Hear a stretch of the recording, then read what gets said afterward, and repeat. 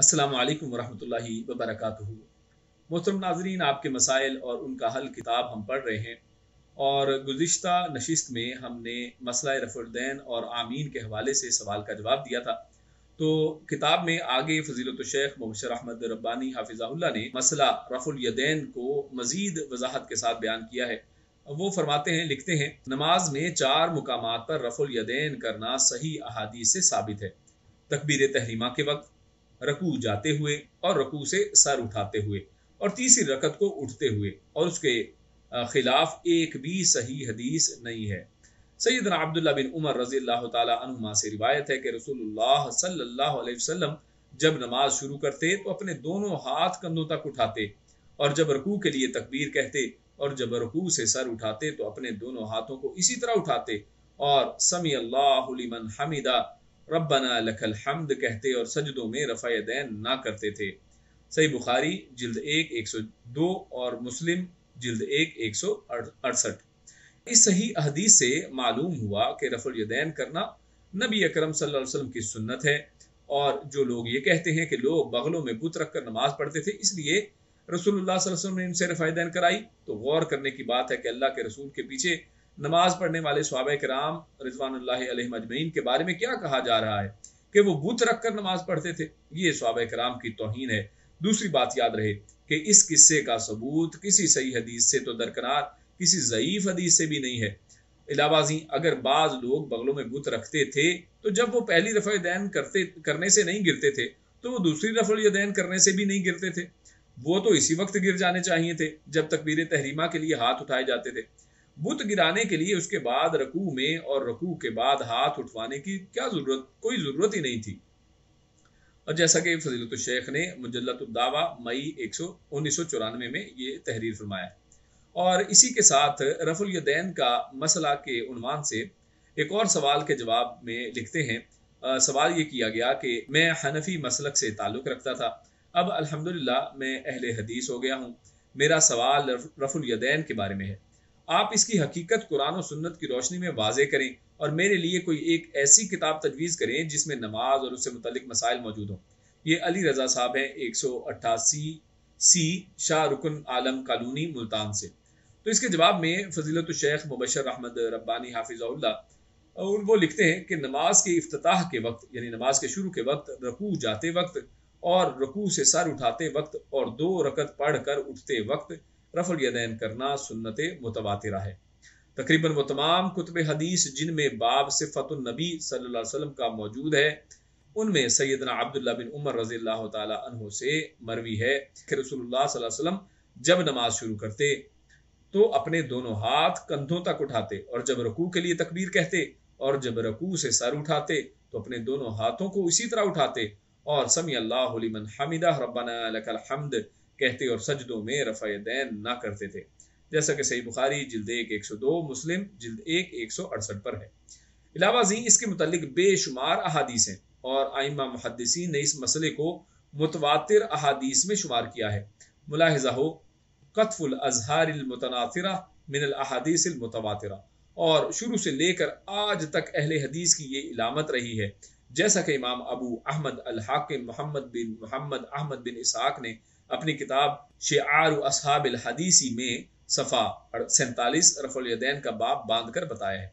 इसी तरह इमाम हाकिम इमाम बुखारी रहमहुल्लाह के साथियों के बारे में फरमाते हैं कि युज़हिरूना शिआर अहलिल हदीस मिन इफ़रादिल इकामती व रफ़इल ऐदी फ़िस्सलाती व गैरि ज़ालिक। इमाम बुखारी रहमहुल्लाह के साथी अहले हदीस के शिआर यानी इलामतें, अकहरी इकामत और रफ़े दैन वगैरह का अलल एलान इजहार करते थे, जैसा कि सैर आलामुन नुबला जिल्द 12 सफ़ा 465 पर लिखा है।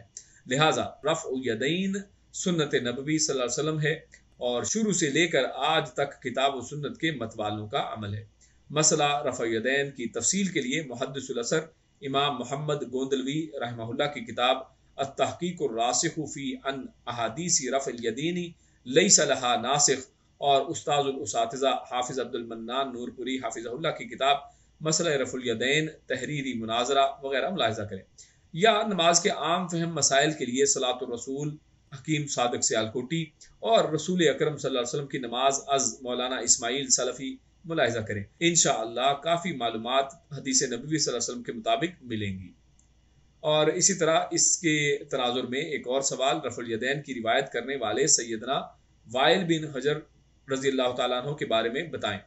تو یہ سوال کیا گیا ہے، عبداللہ بن مسعود رضی اللہ تعالیٰ عنہ سے مروی روایت عدم رفع الیدین کے بارے میں بتائیں، کہاں تک صحیح ہے؟ فقہ حنفی اور حدیث کا تقابل بھی چند مسائل میں بتائیں۔ تو حافظ ارشد عزیز سلفی انہوں نے صاحبات سے یہ سوال پوچھا ہے۔ تو اس کے جواب میں فضیلت الشیخ کہتے ہیں کہ سیدنا وائل بن حجر یمن کے عظیم شہزادے تھے، رسول اللہ صلی اللہ علیہ وسلم نے ان کے آنے سے 3 دن قبل ان کے متعلق بشارت دی، جیسا کہ کتاب الثقات لابن حبان جلد 3 424 425 اور کتاب مشاہیر علماء الامصار لابن حبان کے صفحہ 44 رقم 276 پر مرقوم ہے۔ آپ نے امیر معاویہ رضی اللہ تعالیٰ عنہ کو ان کی خدمت پر مامور فرمایا تھا، اور امام ابن کثیر رحمہ اللہ نے البدایہ والنہایہ جلد 5 70 پر وائل بن حجر رضی اللہ تعالیٰ عنہ کا تذکرہ ان وفود میں کیا ہے جو 9 ہجری میں رسول اکرم صلی اللہ علیہ وسلم کے پاس تشریف لائے تھے۔ علامہ عینی نے عمدۃ القاری شرح بخاری جلد 5 274 طبع قدیم میں فرمایا ہے کہ وائل بن حجر رضی اللہ تعالیٰ عنہ مدینہ طیبہ میں 9 ہجری میں مسلمان ہوئے۔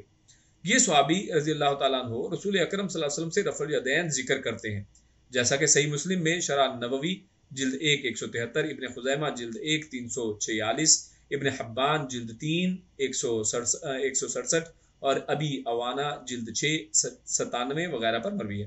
پھر آپ 2 بار آئندہ سال یعنی 10 ہجری میں رسول اللہ صلی اللہ علیہ وسلم کے پاس آئے تو پھر رفع الیدین کا مشاہدہ کیا۔ ابن حبان جلد 3 168 اور سنن نبی داود وغیرہ میں ہے کہ علامہ سندھی حنفی حاشیہ نسائی صفحہ 140 پر راقم ہے، لکھتے ہیں کہ مالک بن الحویرث اور وائل بن حجر رضی اللہ تعالیٰ عنہ ان صحابہ میں سے ہیں جنہوں نے نبی اکرم صلی اللہ علیہ وسلم کے ساتھ آپ کی عمر کے آخری حصے میں نماز پڑھی، اور ان دونوں کی روایت میں رکوع جاتے وقت اور رکوع سے سر اٹھاتے ہوئے رفع یدین کا تذکرہ ہے، جو رفع یدین کے باقی رہنے اور اس کے منسوخ ہونے کے دعوے کو باطل کرنے کے لیے دلیل ہے۔